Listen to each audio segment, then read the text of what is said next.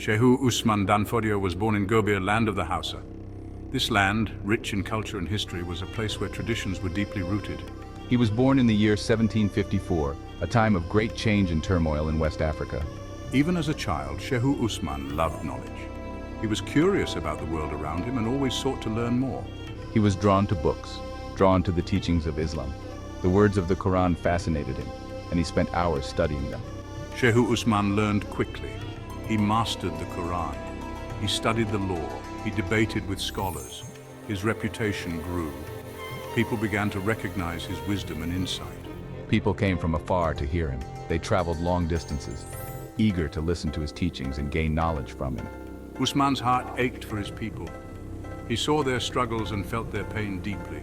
He saw injustice around him.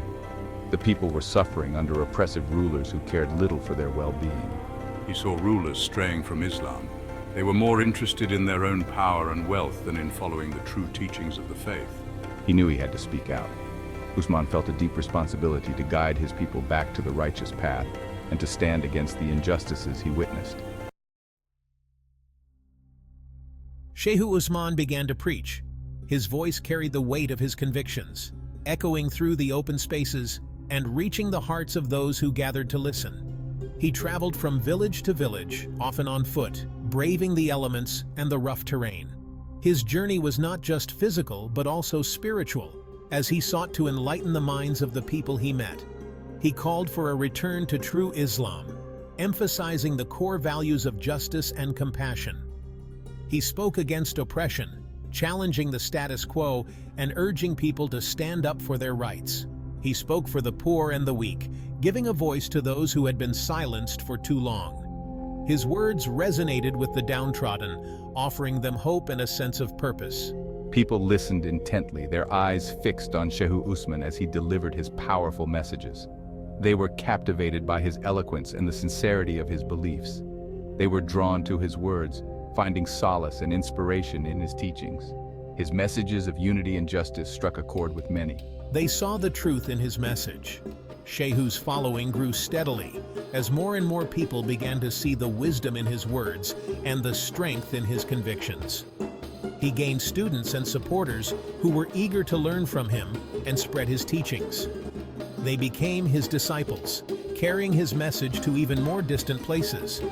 They spread his teachings far and wide, creating a ripple effect that reached far beyond the initial villages. The rulers took notice of this growing movement. They saw Shehu Usman dan Fodio's growing influence and the impact he was having on the people.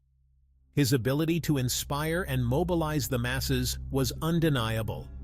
They saw him as a threat to their power and control. Their hearts hardened with fear and suspicion as they began to see Usman as a formidable opponent. Shehu Usman dan Fodio challenged the rulers. He criticized their excesses. He condemned their corruption. He stood before the village council, his voice unwavering, pointing out the injustices that had long been ignored. The leaders, once revered, now faced the harsh light of scrutiny. He called for them to rule with justice, to treat their people with the fairness they deserved. His words resonated with the villagers who had suffered under the weight of oppression for too long. Shehu urged them to uphold the laws of Islam, to return to the principles that once guided their ancestors. He spoke of a time when leaders were just and the community thrived under righteous rule. The rulers pushed back. They were not ready to relinquish their power or admit their faults. The council meetings grew tense, filled with heated arguments and accusations. They tried to silence him. They banned his teachings. They threatened his followers.